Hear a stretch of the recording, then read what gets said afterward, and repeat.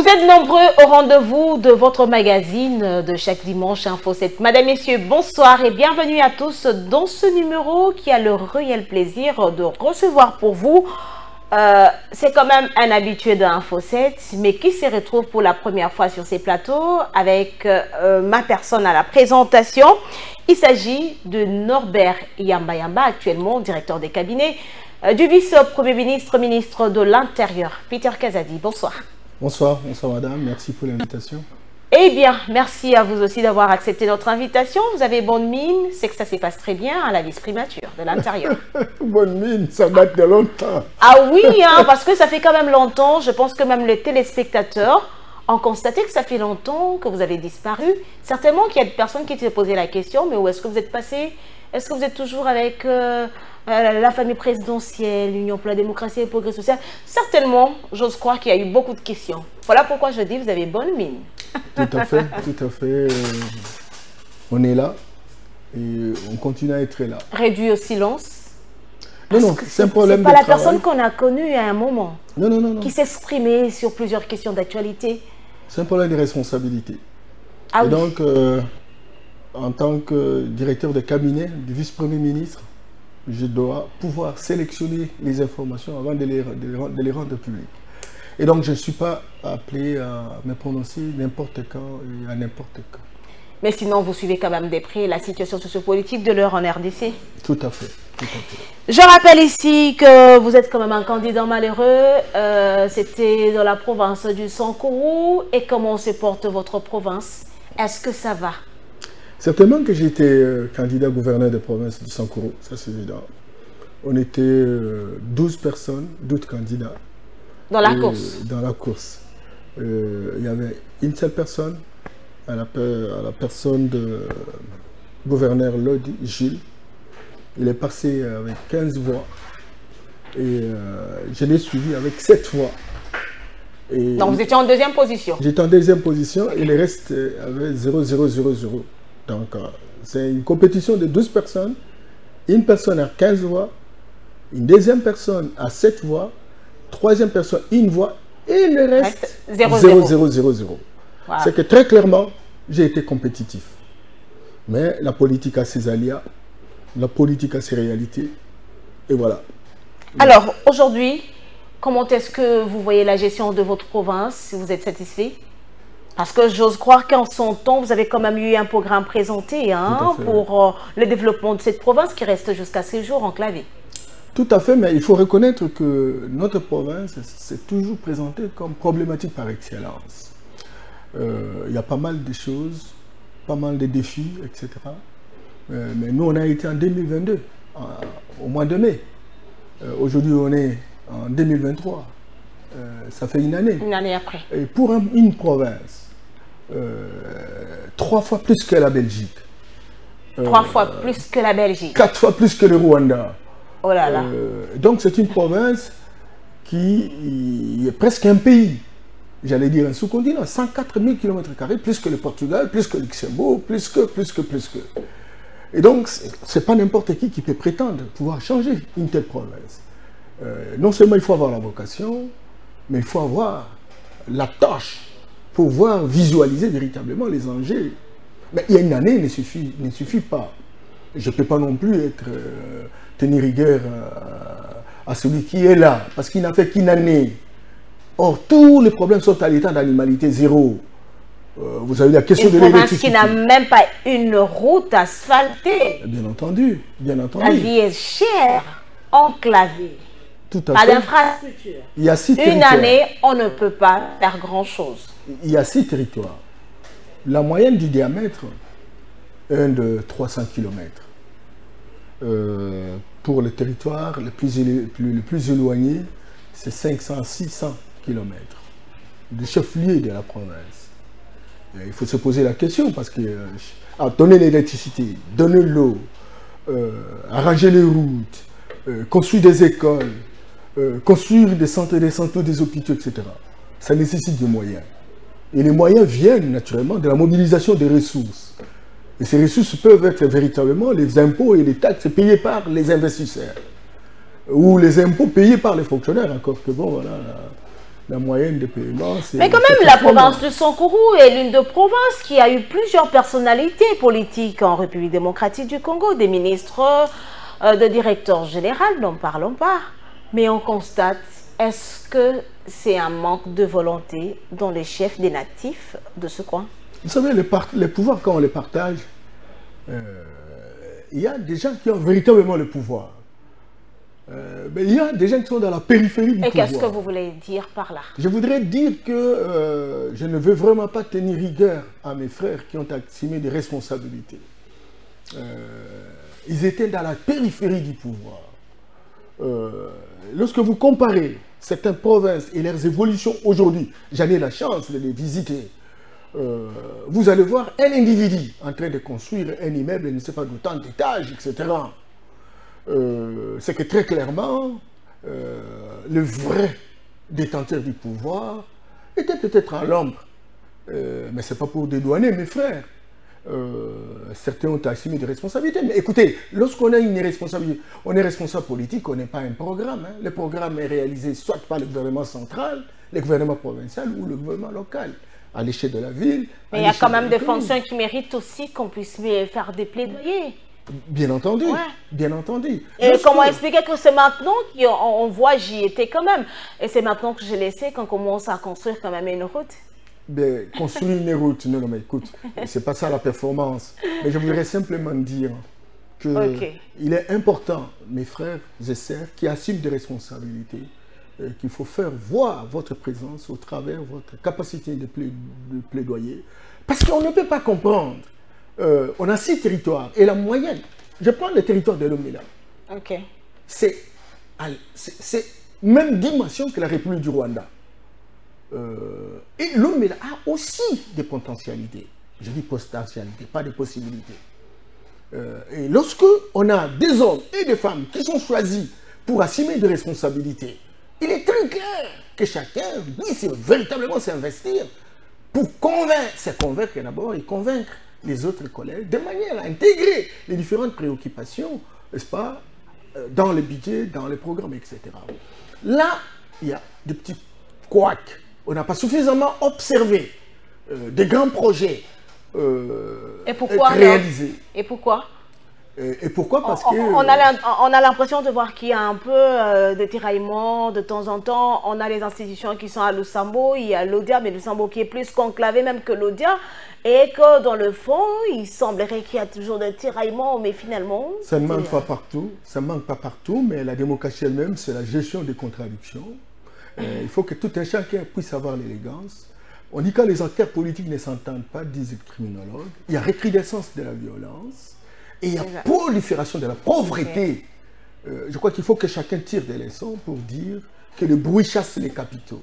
Je me rappelle, avant que je ne parte pour Lusambo comme candidat gouverneur, j'avais des partenaires, des bailleurs, des partenaires techniques et financiers qui avaient intention véritablement d'intervenir dans un grand projet de plus de 450 millions. Mais qui sont répartis avec vous parce que vous n'avez pas été élu. Ils sont répartis avec vous? Bon, parce qu'ils doivent être rassurés, des hommes et des femmes qui sont capables de... Mais pour le bien-être de votre population, pourquoi vous n'avez pas voulu Non, j'ai tenté d'insister pour qu'effectivement ce projet puisse être au bénéfice de notre peuple. Mais vous savez, c'est une question de complicité entre le bailleur et la population. Et aussi une question de confiance. Lorsque vous vous retrouvez en situation où vous voulez assumer des responsabilités, surtout que la mégestion a élu domicile dans notre pays. Donc, lorsque vous libérez l'argent, il faut être sûr que cet argent devra servir à quelque chose.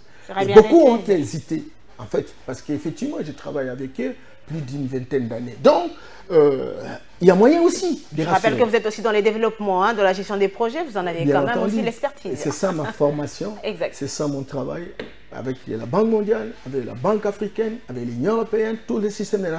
Prenons ce dossier, on se retrouve juste après pour un autre débat.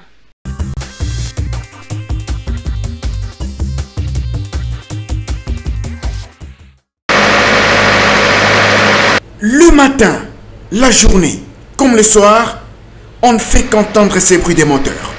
C'est le signe qu'il n'y a pas du courant électrique à Gombe, particulièrement dans la concession Mukuba Chabani, où se trouve la chaîne de télévision Congo Web. Cette situation dure depuis 8 jours, déplorent les occupants. Bon, situation à courant na biso awana wileri précisément awana concession ya Congo Web courant eza ya kobeba makasi. Obanda début ya décembre til lelo to parcourir kana problème ya courant na cabine na biso eza na mode ezarawa. Donc cabine wana tozoyeba te soki basinge debi soki eza nini. Avec ces bruits des moteurs, difficile de se concentrer sur le travail dans la concession. La chaleur s'y invite, impossible même d'allumer les climatiseurs. La SNEL est interpellée.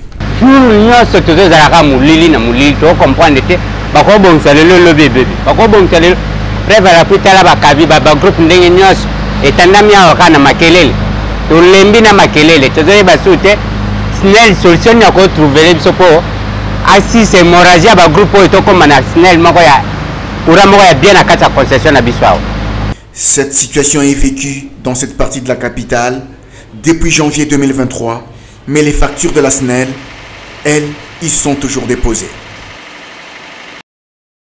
Autour du Premier ministre, le comité de conjoncture économique a passé en revue la situation économique tant au niveau mondial que national. Et nous avons eu à constater qu'au niveau mondial, selon même un rapport d'un conseil, que nous allons vraiment vers une baisse de la stabilité au niveau mondial économiquement parlant. On a pu faire aussi le constat que les attaques du Hamas sur l'État d'Israël a eu comme conséquence une augmentation du prix du baril de pétrole. Et donc ça risque aussi d'impacter les différents pays qui sont tributaires. Au niveau national, on a pu faire le constat de l'instabilité continue au niveau du taux de change ainsi que au niveau de l'inflation. Mais dans les discussions, on a aussi abordé la question de la diversification de l'économie qui va permettre d'arriver à une stabilité macroéconomique. Voilà, en règle générale, ce sont les points qui ont été abordés au cours de la réunion d'aujourd'hui.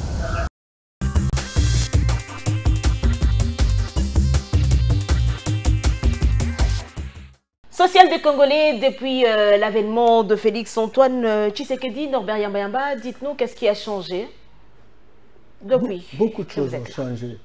Qu'est-ce qui a changé? Beaucoup de choses ont changé parce que d'abord ils sont nombreux, des problèmes qui doivent changer. Les moyens sont insuffisants, il faut le reconnaître. Et construire la cohérence entre l'ampleur des problèmes et les moyens insuffisants exige naturellement un minimum de raisonnement, un minimum de réflexion, parce qu'on risque de tirer des conclusions. Mais quand l'UDPS a accédé au pouvoir, vous avez donné espoir à la population congolaise, comme si vous allez changer les choses par un bateau magique. L'espoir a été donné, ouais. Mais la configuration institutionnelle a beaucoup compliqué les choses. Nous avons demandé à notre peuple de nous donner véritablement la majorité pour que nous puissions diriger ce pays. Ce sont des excuses que vous demandez déjà? Non, non. Alors nous avons été élus à la présidence. Entre-temps, le ventre affamé n'a point d'oreille. Nous avons été élus à la présidence. Mais nous n'avons pas eu suffisamment de voix aux législatives. Or, l'architecture institutionnelle souhaiterait que qui peut diriger le gouvernement, qui a un devoir de redevabilité vis-à-vis du Parlement, il faut avoir la majorité. Et nous n'avions pas ça. C'est comme ça que nous avons été obligés, dans la triste même obligation, de négocier avec FCC. Et nous avons mis un Premier ministre qui est venu du FCC. Donc 65% des ministres sont venus du FCC. Et voilà, nous nous trouvons en situation où nous avons la minorité des hommes et des femmes qui viennent et qui C'est ce qui vous a empêché à donner du courant, à donner de l'eau à la population congolaise? 2 ans durant de cette alliance, ça nous a beaucoup préjudicié. Parce que la rapidité au niveau des décisions, la libération au niveau des ressources qui doivent véritablement répondre à certaines préoccupations. Vous l'avez dit et vous les connaissez, vous les savez. Ce n'était pas si facile. Il fallait une intelligence politique additionnelle du chef de l'État pour qu'on puisse reconfigurer cette structuration. Est-ce que vous pensez que tout ce que vous êtes en train de dire là rassure réellement cette population qui a faim aujourd'hui, qui n'a pas de courant, qui n'a pas d'eau? Nous ne faisons pas la politique politicienne. il faut y mettre un peu de la réflexion. J'ai dit que 2 ans durant de perdu. Non, excusez, madame. 2 ans de perdu. Il faut changer véritablement la configuration institutionnelle. Et avec les 2 ans ici, le président est en train véritablement de tenir une torche où il éclaire l'avenir. Les questions sont spécialement bien explicitées. Le PDL, 145 territoires, montre très clairement qu'au niveau de chaque territoire, il y en a 145. Ouais. L'électricité, la question de l'électricité est prise en charge. La question de l'eau est prise en charge. La question de route est prise en charge. L'agriculture, la santé, l'école, tout c'est pris en charge. Pour un programme de 1,660 milliard. Mais les signaux forts, on a besoin de signaux forts. Bien entendu. Oui, la population en a besoin. Mais vous ne suivez pas de temps en temps quand on balance, parce qu'en réalité, nous étions à 31% des taux d'exécution. Parce que cet argent, ce ne sont pas les bailleurs qui ont donné. Cet argent, il faut mobiliser des ressources. Mais c'est bien de le dire, les yeux doivent aussi voir. Mais vous voulez quoi? Qu'on vienne installer ça ici ou... Non, mais on est en train de suivre la situation à travers, oui. Vous venez du Sankourou? Oui, j'étais au Sankourou. Vous étiez où? À Lodja. À Lodja. Oui. Et vous avez vu quoi? Comme... vous m'avez dit qu'on est en train de macadamiser une route. C'est déjà à Lodja. Or, le Sankourou a 6 territoires. Vous n'étiez pas de Sambo. Parlons d'abord de la capitale. Non, non, non. Oui. L'autre n'est pas capitale, c'est un territoire. Non, je dis, parlons d'abord de la capitale. Mais combien d'écoles? Commencez par Mokengeli, madame. Mokengeli est devenu Vous pensez que tous les combattants mangent comme il le faut? Parce qu'on voit d'abord, en premier lieu, les paniers de la ménagère aussi. Madame, ça inquiète. Madame, c'est une question questionnante. Une question qui appelle d'autres questions. Quelle est notre capacité de mobilisation des ressources? Combien d'argent nous avons dans le panier? Combien de problèmes nous avons? Construisez la cohérence entre le problème, la pleine de problèmes que nous avons et les moyens qui sont les nôtres. Madame, nous n'avons pas des usines de transformation, madame. Nous avons des potentialités qui ne sont pas des possibilités, madame. Ces potentialités, un tiers de la richesse africaine se trouve au Congo. Mais ces richesses sont à l'état brut. Ça profite véritablement. Mais quand vous êtes arrivé au pouvoir, vous étiez quand même conscient que tout ça existait comme ça. Mais vous avez donné l'espoir. Nous avons donné l'espoir et nous continuons à donner l'espoir. Et vous avez suivi la thématique électorale. Je me suis beaucoup. La thématique électorale du président de la République, c'est la libération économique. Si à un moment donné, nous, on a cru qu'on était indépendant, les chefs ont constaté effectivement qu'on n'avait vraiment pas l'indépendance. Parce qu'on ne peut pas avoir l'indépendance si l'on n'a pas le levier économique. Parce que le levier économique qui détermine la politique. Non, mais Mayamba, vous savez quand même que vous avez déçu certaines personnes, certains Congolais? Ben, il faut y mettre un peu de la réflexion. Parce qu'en réalité, pour un Congo de 145 territoires... Non, vous savez quand même que vous aviez déçu. Non, mais nous sommes en train de faire comprendre à notre peuple que nous avons la volonté très volontariste de pouvoir changer les choses. Mais nous avons peu de moyens. Regardez, faites un examen. Combien de Congolais payent les taxes journalières? N'est-ce qu'avec nos maisons que nous habitons? Combien de Congolais payent les impôts? Et nous avons combien d'argent en termes de mobilisation des ressources? Était-il aussi important pour Félix Tshisekedi d'ouvrir autant de chantiers à la fois? Est-ce qu'il y a autant de chantiers? Oui, on a le 145 territoires d'un côté, oui. Et on a la gratuité de l'autre côté, on a... Fallait-il pas choisir 2 ou 3 secteurs où il devait focaliser ses efforts? Ça fait une question que plusieurs se posent. C'est important votre remarque, madame. Mais une société ne se développe pas si on n'a pas plusieurs projets. Et on fait véritablement les montages en fonction véritablement des moyens disponibles. Gratuité de l'enseignement. Parce qu'on a constaté... On a encore la gratuité de la maternité qui est arrivée. Bien entendu, mais il faut avoir une vocation. Il faut avoir des éléments de référence. Ce qu'on voudrait faire. Et on va mobiliser des ressources. Vous savez, madame, ce n'est pas les moyens qui créent l'homme. C'est l'homme qui crée le moyen. Mais l'homme doit savoir ce qu'il veut faire. Et il faut savoir le dire très haut. À ce moment-là, il va mobiliser des ressources correspondantes. Donc, nous avons la responsabilité d'identifier ce à quoi nous devons être en mesure de réaliser pour notre peuple. Mais nous devons également être en mesure de mobiliser des ressources en fonction véritablement des défis que nous allons pouvoir identifier. Et qu'est-ce que vous avez réellement fait pour cette population depuis que vous êtes là? Il y a des hôpitaux construits, madame. Combien? Non, mais je ne saurais pas vous dire combien parce que je sais que ces hôpitaux sont déterminés en fonction de véritables territoires. Mais je vous donne un exemple de l'hôpital de Kinshasa. Vous avez vu comment on a apporté des modifications? En 2 ans seulement, un tel hôpital, Non, ne comptez pas 2 ans parce que tu sais qu'il y a eu un mandat de 5 ans. Et bien entendu, Ne dites pas 2 ans, 5 ans. Même dans les 5 ans. Ouais. Même dans les 5 ans. 5 ans. Même C'est dans tout les ce que 5 vous avez fait, l'hôpital? Non, non. C'est pas ça, c'est l'hôpital. Mais il faut aller dans la chopo. Non, la population est en train de vous suivre maintenant là. Elle veut vraiment savoir parce qu'elle se pose tant de questions. Félix Tshisekedi, les mandats sont en train de finir. Mais le mandat est en train de finir. Ouais. Vous savez, la gratuité. Et là, tu peux peut-être avoir bien réfléchi en disant il faut savoir déterminer quels sont les défis prioritaires et en fonction de ces défis prioritaires, on mobilise les ressources parce que les ressources sont insuffisantes. Je peux bien vous comprendre. Mais en termes de réalisation, je vous assure, il n'y a pas eu un gouvernement dans ce pays, dans des délais relativement courts comme celui-ci, avoir réalisé autant de performances. Vous avez dit autant de performances. La gratuité, mais 5 millions d'enfants sont allés à l'école. Entre-temps, la gratuité, vous avez sacrifié la qualité? Non, non, on n'a pas sacrifié la qualité. Quand on ne commence pas quelque chose, on ne commencera jamais, madame. Il faut d'abord commencer et on va dire, mais quels sont les problèmes qui ont germé en fonction de ce que nous faisons. Et on cherche des solutions correspondantes. Comme ça que la société fonctionne. Si on se dit, bon, croisons les bras, parce qu'on n'a pas l'argent, eh bien voilà. Non, il faut déterminer votre politique. Et il faut chercher les moyens de sa politique. Et dans les différents secteurs de la vie nationale, nous sommes en train véritablement d'y travailler. Que ce soit au niveau des santé, que ce soit au niveau des écoles, que ce soit au niveau des routes, etc. Combien de bacs que nous avons réinstaurés? Vous savez, nous avons trouvé 3500 bacs à remettre en selle. Et on est allé au-delà des 112 bacs. Combien de ponts? 1500 ponts. Aujourd'hui, nous sommes à 28%. Madame, en 10 ans, je vous en prie. S'il vous plaît, quelle performance? Avec quel argent? Pas 2 ans, parlez-nous de 5 ans. La population ne connaît pas vos excuses. Vous avez partagé le pouvoir avec le FCC dans une coalition. Ce n'est pas le problème de la population. La population sait que depuis 5 ans, c'est Félix Tshisekedi qui est président de la République. Il y a un travail qui est en train d'être réalisé par le Conseil d'éveil, dirigé par François Mamba, qui est en train véritablement de faire une étude globale.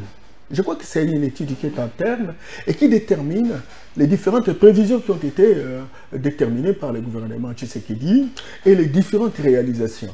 En faire une comparaison, dégager les soldes et donner des justifications. Ce travail devra sortir bientôt et ce travail qui va constituer l'ossature de ce que peut représenter la justification du bilan Tshisekedi.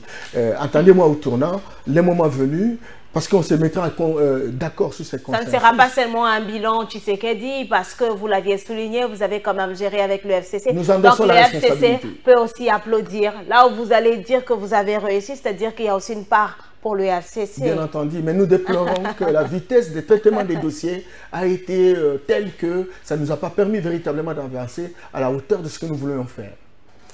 Et qui ne vous a pas permis de le faire? C'est justement cette alliance dont les gens n'avaient pas le cœur dans l'ouvrage. Et aujourd'hui, certainement... Et cette alliance qui vous accuse aujourd'hui de briller par la violation de la Constitution? Est-ce qu'il y a violation constitutionnelle? Ah oui. Le FCC, sur ce plateau, j'ai reçu plusieurs personnes qui s'inquiètent du fait que aujourd'hui, UDPS au pouvoir. UDPS qui ne brille que par la violation de la Constitution. Comme quoi? Dans plusieurs cas. Nous allons en parler. Madame, messieurs, prenons à présent... Il ne faut pas faire passer cette histoire, madame. Il ne faut pas énoncer des choses pour lesquelles vous ne savez pas justifier. Ce n'est pas normal. La Constitution est là. Est-ce qu'on peut dire... Oui, sur ce plateau, on accuse, sur ce plateau, les membres du FCC, les proches du PPRD qui sont passés, accusent l'UDPS, Félix Tshisekedi aujourd'hui, de violer plusieurs fois la Constitution. Ah ben là, ce sont des déclarations, madame. Il faudrait que quelqu'un soit en mesure de dire à tel endroit il a violé pour tel ou tel aspect, etc. Mais quand on fait une déclaration incendiaire qui frise un système et un écosystème politique de pourriture intrinsèque, là, ça frise, un cas, pourquoi toujours dans le régime de Félix Tshisekedi, aujourd'hui nous avons la province du Lualaba qui n'a toujours pas de gouverneur depuis la démission de Mouyej. Et ça se passe sous le règne de Félix Tshisekedi. Et c'est ce Félix Tshisekedi qui doit nommer si Tshisekedi tient au respect de la Constitution, il devrait demander, parce qu'on a vu quand même les élections être organisées dans d'autres provinces. Madame, vous savez que nous sommes dans un système démocratique. Et le système démocratique, c'est un système de surveillance mutuelle. Et la surveillance mutuelle est une approche qui facilite la répartition des rôles. Et le déclic doit être donné par l'institution qui en a la responsabilité. Et si le président de la République... Ne dit-on pas que Paul Félix Tshisekedi, pardon, est les garants? Les garants des institutions, oui, certes. Oui. Garants des institutions. Donc il doit veiller à tout. Bien entendu. Vous êtes quand même d'accord avec ça? Bien entendu. Mais alors, encore que l'acte doit être posé par l'institution. Lorsqu'il y a des choses qui ne marchent pas, il y a de quoi dire qui ne dit mot consent. Qu'est-ce qui ne marchait pas? Je vous ai juste donné cet exemple. Pour qu'on n'ait pas fait les élections alors que ça a été organisé dans d'autres provinces. Non, mais écoute, en tout cas, moi je sais. Et là, surtout en face de moi, il y a quelqu'un de la vice-primature de l'Intérieur, qui est le patron de la territoriale. Bien entendu. Voilà. Donc c'est le ministre de l'Intérieur qui organise. Non, je dis, il y a quelqu'un de l'Intérieur en face de moi qui peut mieux donner l'information. Cette question aurait pu être posée à la CNI. Cette question aurait pu être posée à la CNI, on vous répondra. Et la CNI n'est pas sous tutelle du ministère de l'Intérieur. La CNI collabore avec le ministère de l'Intérieur dans la performance du processus. Voilà. Donc, exactement, c'est ça. Le ministère de l'Intérieur veut la paix, la sécurité. La sécurité, sur toute l'étendue de la RDC. Je ne sais pas s'il y a un problème de sécurité là-bas. Non, il y a beaucoup de questions. Nous allons parler même de la situation sécuritaire du pays. Et nous allons revenir également sur la question relative à l'organisation des élections en République démocratique du Congo, juste après ce dossier.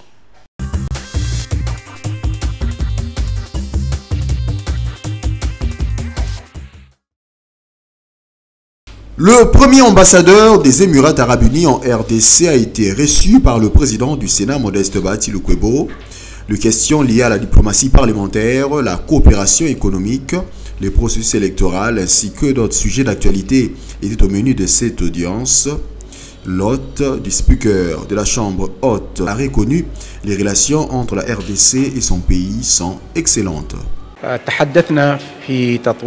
D'ici là, il y aura les groupes parlementaires du Parlement des Émirats Arabes Unis et de la République démocratique du Congo qui vont entrer en contact pour un échange, pour que le groupe de parlementaires des Émirats soit membre aussi et ami du groupe parlementaire du Congo. Et sur le plan économique, nous avons signé beaucoup de protocoles d'accord entre les deux États.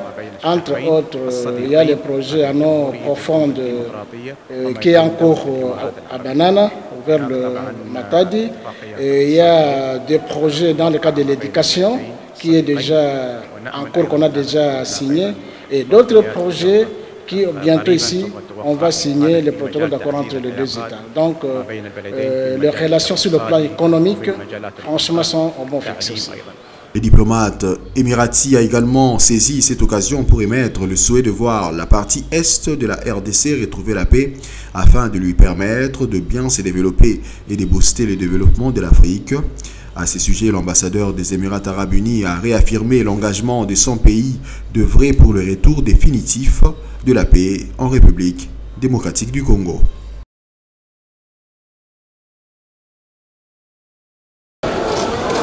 La vidéo projetée dans la salle révèle que les jeunes start-upers nigérians ont réussi à lever près de 219 millions de dollars américains les 3 premiers mois de 2021. Mais pourquoi ce n'est pas le cas pour ceux de la RDC? La préoccupation des étudiants dans l'économie monétaire de l'Université de Kinshasa et ceux de l'Université libre de Kinshasa à cette conférence débat, tentative de réponse avec le stratège en investissement et lobbyiste Patrick Onoya. Nous avons expliqué que tout était un problème de pénétration de la finance internationale. Mais aussi les étudiants ont été indignés de constater qu'ici chez nous, l'ANAPI recherche des investisseurs pour tous les secteurs. Et si jamais Dieu bénissait l'ANAPI, donc les Congolais seront des étrangers dans leur propre pays parce que les étrangers auront, n'est-ce pas, investi dans tous les secteurs. Nous avons fait comprendre que si la République démocratique du Congo intègre les principes et les applique de la finance internationale, il sera possible aux entrepreneurs congolais de pouvoir lever des fonds pour le développement de leurs projets sur la finance internationale. Initiateur du projet Un hectare pour un étudiant, devant ce parterre constitué notamment des étudiants de l'ULK, Patrick Onoya revient à la charge. Cette demande des étudiants de l'ULK de s'adhérer au projet Un hectare pour un étudiant a fait suite, n'est-ce pas, d'une préoccupation que de constater que la République démocratique du Congo consomme 95% de ses besoins, c'est-à-dire qu'elle importe 95% de ses besoins de consommation. Mais comment pallier? Pour pallier à cela, il faut produire. Et le secteur alimentaire, c'est le premier secteur qui devrait intéresser les Congolais. Au-delà du discours, il est important que tout le monde puisse mettre la main à la pâte. Et voilà pourquoi nous avons créé le projet 1 hectare pour un étudiant, afin que chaque étudiant mette la main à la pâte dans la production pour stimuler, n'est-ce pas, cette culture agricole et stimuler le gouvernement à faire mieux. Sociétaire du parti au pouvoir et auteur de plusieurs tribunes dans les universités et ailleurs, Patrick Onoya se révèle de plus en plus un pilier important pour la vision de l'actuel homme fort de la RDC, Félix-Antoine Tshisekedi, candidat à sa propre succession à la présidentielle de décembre 2023.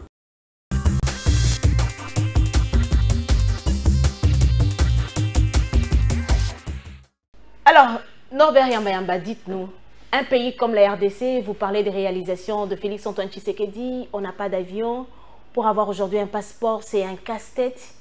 Eh bien, c'est ça le pays que vous aviez voulu gérer pour cette population qui vous a fait confiance? Non, mais il ne faut pas être pessimiste. Pas d'avion à la hauteur de ce pays, plein de richesses. Est-ce que c'est l'argent qui manque? Écoutez, c'est une question de priorité, mais en fait, on n'a pas croisé les bras. Je crois qu'il y a un engagement très déterminé du gouvernement de la République, et vous avez suivi le président de la République pour tous les contacts qui ont été pris. Il y a même de l'argent déversé pour que finalement nous puissions avoir nos avions. Vous savez, les avions que nous avons utilisés à un moment donné sont des avions d'occasion. Il faut qu'à un moment donné... On avait promis aussi d'acheter des avions à l'avènement de Félix Tshisekedi. Bien entendu, mais on en est où? On n'a pas lâché prise. Je vous assure que les dispositions sont en cours et que des contacts, même au niveau de la mise en commun avec d'autres sociétés internationales, etc., ensemble. Mais est-ce normal pour un pays comme la RDC, je rappelle, un pays avec autant d'intelligence, qu'on en arrive là? Mais écoutez, vous n'allez pas faire endosser la responsabilité du gouvernement Tshisekedi. C'est un processus. Ça va faire plus de 30 ans. Ça ne se passe sous le règne de Félix Tshisekedi. Ça ne se passe sous le règne de Félix Tshisekedi. Non, qu'est-ce que ça se passe sous le règne de Félix Tshisekedi? On a trouvé des avions. C'est la continuité de la gestion de la chose publique. Avion? La première sortie, l'avion s'est immobilisé. Je ne sais pas s'il y a au Maniema, à Kindu, etc. Et puis le reste, ça n'a pas trop duré, parce que ce sont des avions d'occasion. Il y en a ceux qui ont bénéficié naturellement. Est-ce que la RDC n'a pas d'argent pour se procurer même 2 avions? C'est une question de priorité, madame. C'est une question de priorité. C'est pas une priorité, ça? On vous dit gratuité d'enseignement. Tous les calculs faits montrent que la gratuité, pour être véritablement opérationnelle, il faut décaisser 2,5 milliards d'argent. Vous avez un budget, par exemple, de 6 milliards, on vous dit 2,5 milliards, c'est essentiellement l'enseignement. Vous ne pouvez pas dans ce pays lâcher prise parce que vous avez pris une responsabilité. Vous avez besoin de routes. Vous avez vu, peut-être que vous avez fait, c'est pas un petit saut sur Elengesa, qui n'a jamais existé. Vous voyez cette route-là. Et avec combien d'argent? Vous savez qu'un kilomètre, c'est $1 million. Alors maintenant, si vous faut faire ce qui a été fait, c'est combien d'argent? Regardez, Mokali, dans les quartiers, parce qu'il y en a 46, qui m'a 18 quartiers sont aujourd'hui électrifiés. J'ai vu des témoignages de femmes et d'hommes qui disent... Ah oui, ça, il faut quand même féliciter. Hein. Moi aussi, j'ai eu des images. C'est de l'argent. Un quartier qui n'était pas électrifié. Je me suis beaucoup, madame. Oui. Regardez, les fonctionnaires. On était en 2018. Au début de 2018, on avait 800 000 fonctionnaires. En décembre 2018, lorsqu'il fallait organiser les élections, on est allé 1 600 000 travailleurs. Avec des nouvelles unités. Et depuis 2018 jusqu'à aujourd'hui, on a ajouté combien? Alors maintenant, il faut sortir de l'argent combien? Entre-temps, il y a le salaire, il y a la prime. On tire l'argent d'où, madame? Taxes, impôts, les peu d'argent qui sont payés par les investisseurs, mais qui ne sont que sur les briques, pas de transformation, pas de commercialisation. Et vous croyez vraiment qu'on peut ramasser l'argent comme ça et réaliser tout à la fois? Non, madame. Il faut y aller avec un peu plus d'intelligence. Savoir dégager les grands défis, des grandes solutions. Et maintenant, qu'est-ce que vous allez dire aujourd'hui à cette population? Il y a 2 gens qui sont à Kinshasa depuis 2 mois et 2 mois pour juste renouveler leur passeport.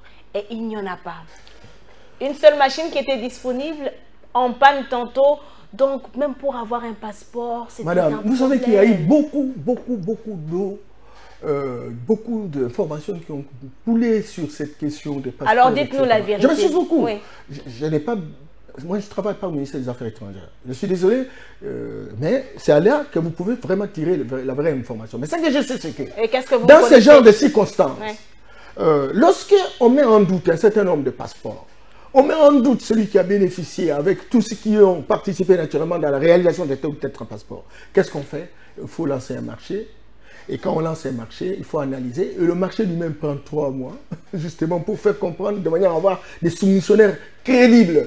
Et lorsqu'on analyse la capacité... Donc, c'est le processus qui est en cours. Bien entendu, bien entendu. Donc, si on comprend bien, c'est les manques d'informations. On n'a pas donné des informations qu'il faut à la population. Tout à fait. Donc, moi, je pense que lorsqu'il s'agit, on n'élabore pas un permis de conduire ou un passeport comme ça, comme si on allait dans une imprimerie et puis on tourne. Non, non, non, c'est pas ça, madame. Il faut véritablement organiser ce qu'on appelle une passation publique de marché et en lançant, n'est-ce pas, aux soumissionnaires crédibles, etc. Et ces missionnaires, et on analyse qui est capable de faire quoi, en ayant quelle période, quel délai, etc. Et c'est sur base de tous ces éléments qu'on décide sur un soumissionnaire de manière à s'occuper de la réalisation. Et parlant de passeport, qu'en est-il de la carte d'identité? On a vu le ministère de l'Intérieur avait organisé quand même une grande cérémonie. Le président de la République a reçu sa première carte d'identité et les paisibles citoyens. Bientôt, madame. Hier, on était en réunion. On finalise la dernière réunion pour commencer véritablement à livrer. Et comment ça va se passer? Ça va se passer, mais écoutez, chacun devrait avoir sa carte d'identité dans sa commune. Donc, chaque Congolais, chaque Kinois ira dans sa commune pour obtenir sa carte d'identité. Et sera à quelles conditions? Si vous pouvez donner ces informations à cette population qui est en train de vous suivre? Mais il faut avoir une carte de référence. Lorsqu'on n'a pas la carte d'électeur, à ce moment-là, on peut avoir un témoignage de membres du quartier, etc., qui témoignent que voilà, madame... Il y a de l'argent à débourser. Voilà. Comment? Il y a de l'argent à débourser pour avoir cette carte? Mais écoute, il y a eu investissement. Vous croyez que nous sommes dans un état de gratuité en tout et pour tout? Peut-être c'est aussi la gratuité pour obtenir cette carte-là. Non. Il faut savoir aussi renouveler votre état, il faut savoir soutenir votre état, etc. Parce que lorsqu'on a $1, peut-être, si je prends $1 par carte, à ce moment-là, imaginez-vous si on est 60 millions de Congolais, on peut avoir un peu d'argent. Et ça va permettre d'arranger les routes, ça va permettre d'acheter du matériel au niveau de la fonction publique, dans toute l'administration publique et compagnie, etc. Et donc, il ne faut pas percevoir, n'est-ce pas, les services que l'État peut donner comme étant un calvaire. Il faut que les citoyens qui sont des actionnaires de l'État fassent, n'est-ce pas, des contributions diverses pour que l'État finalement puisse être requinqué et répondre à leurs préoccupations. Et Norbert Yamba, Tshisekedi est en train de finir son mandat, les élections selon les calendriers publiés par la Commission électorale nationale indépendante, c'est au mois de décembre 2023, donc dans quelques mois. Et là, les Congolais se posent toujours des questions, pas toujours de permis de conduire. Mais écoutez, on nous a promis. Bien entendu. Les régimes, à promis. Écoute, beaucoup de promesses. Il y a un ministère de transport. Il y a un ministère des Transports. Ouais. Mais écoutez, nos journalistes ne nous aident pas beaucoup à avancer. Chacun a un devoir de redevabilité dans le secteur. On a communiqué sur ça avant même le départ de feu Chéribin Okende. Mais je rappelle seulement parce que c'est ce qu'on nous avait promis avec les mandats de Félix Tshisekedi. Et vous êtes quand même membre de la famille présidentielle, Union pour la démocratie et les progrès sociaux. Chacun doit jouer sa partition. Et la population est en train de vous suivre à la loupe. Bien entendu. Cette population n'est plus dupe. Aider nos autorités à être plus responsables. Et vous aussi aidez le président de la République. Je suis dans les services de sécurité. Non, mais vous êtes quand même aussi de la famille politique du président de la République. Et il y a toujours des questions qui se traitent quand même en famille. Parce qu'il y a beaucoup de promesses qui sont sur la table de la population congolaise. Bien entendu, on les traite en famille, mais cela n'exclut pas la responsabilité de tout un chacun. Est-ce normal pour un pays de ne pas avoir un permis de conduire? Non, mais c'est pas... C'est de l'argent qui échappe. Est-ce que vous êtes quand même conscient? Oui, bien entendu. C'est de l'argent. Mais écoutez, comme nous discutons là, vous êtes quatrième pouvoir. C'est une interpellation dans le chef du ministre des Transports. Ce n'est pas le président Tshisekedi qui doit aller à sa place pour prendre l'ancien marché d'élaboration de ceci ou de cela. Non. Ce n'est pas le président de la République. Non, ce n'est pas le président de la République. Ça c'est connu que ce n'est pas lui. C'est pas lui. Mais ça se passe quand même sous son règne. Il existe une architecture institutionnelle. N'est-ce pas que ça devait être parmi les priorités du gouvernement? Comment? Ça devait quand même être aussi parmi les priorités du gouvernement. Ça peut faire des recettes. Oui, c'est beaucoup d'argent qui échappe d'ailleurs au pays. Mais écoute, que chacun fasse sa partition. Que chacun fasse sa partition. Nous ne sommes plus à l'époque du président fondateur, où on entendait tout du président fondateur. Aujourd'hui, c'est la responsabilité. Surtout, c'est la jeunesse qui assume des responsabilités. Il faut qu'à un moment donné, qu'on trouve qu'il y ait des initiatives qui sont prises. Est-ce que vous vous rappelez que jadis, encore dans l'opposition, tout ce que vous accusiez Joseph Kabila Kabange, ce n'était pas Joseph Kabila Kabange qui le faisait. Il ne faut pas individuer les débats. Non, on n'individualise pas. Je rappelle seulement qu'il y avait quand même des choses qu'on disait, non, mais c'est le régime Kabila qui faisait, mais ce n'était pas quand même Kabila qui alors, le faisait. Il faut faire attention, il y a la responsabilité à différents niveaux d'atterrissage. Ah, à différents niveaux. Il faut qu'à un moment donné, quand ça prend beaucoup de temps, etc., qu'on se dise, mais qui doit rappeler? Voilà. Qui doit rappeler alors? Et quand vous les rappelez, j'ai dit, écoutez, il faut rappeler d'abord les ministres sectoriels et c'est lui qui vous donnera des éléments de réponse appropriés. Oui. Alors, avant d'arriver... Le ministre de Transport donnera bien sûr des réponses qu'il faut, mais au moins la population se dit, on attendait un permis de conduire avec... Donc ça va empêcher de dormir la population parce qu'il n'y a pas de permis de conduire. Non, mais pour un pays sérieux, ça ne doit pas quand même honorer la RDC. J'ai mon permis. Qui date depuis quelle année? Bien entendu, mais alors maintenant, il faut que le marché... Non, écoutez, Madame Noëlla, moi, j'ai toujours beaucoup d'appréciation pour vous. Voilà. J'aimerais que vous aidiez aussi notre peuple de comprendre. Oui. Lorsqu'il s'agit d'un service public, on met en place ce qu'on appelle une commission d'évaluation pour choisir une institution ou une entreprise qui est capable, qui a la crédibilité nécessaire de nous fabriquer un bon permis, une bonne carte d'identité, etc. Et cela prend du temps. Oui, d'accord avec vous. Temps. Mais alors, quand même pour un pays comme la RDC, c'est là que je suis. Oui. Je suis très d'accord avec la procédure, oui, c'est ce qui doit se passer. Mais pour un pays comme la RDC, on ne peut pas quand même vivre comme ça, sans permis de conduire. Il n'y a pas longtemps, madame, il y a une expiration de permis qui existe. Mais c'était quel permis qui n'était pas accepté ailleurs, hein? Vous connaissez quand même que c'était un permis rejeté ailleurs. Ben, rejeté ailleurs, nous ne dépendons pas d'ailleurs. Hein. Il faut faire attention parce qu'en réalité, j'ai vu à un moment donné, quand on nous a imposé d'avoir des permis biométriques, la Belgique, pour accepter un permis, aurait souhaité naturellement que cela soit réalisé par une de ces entreprises. Exactement. Une entreprise belge qui était installée ici, et c'est à ce niveau-là qu'on fabriquait les permis. Nous, nous disons non. Maintenant, pour gagner le marché, il faudrait soumissionner conformément aux spécificités techniques qui sont données par le gouvernement de la République. Et que ces spécificités Congo indépendant. Congo indépendant, c'est comme ça. On le veut bien et on l'espère que ça sera ainsi. Madame, Messieurs, prenons à présent ce dossier qui va nous permettre de parler de la politique. Martin Fayulu et d'autres candidats sur le processus électoral. Eh bien, on se retrouve juste après pour un autre débat.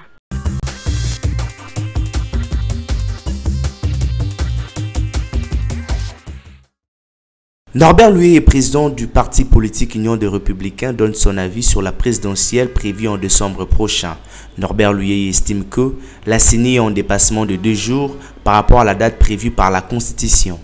Nous rappelons au peuple congolais et particulièrement à l'ensemble de la classe politique qui s'est engagée dans le processus électoral en cours, de savoir que nous sommes en dépassement de 8 jours de la date butoir prévue par la Constitution pour la tenue des élections en son article 73 qui stipule.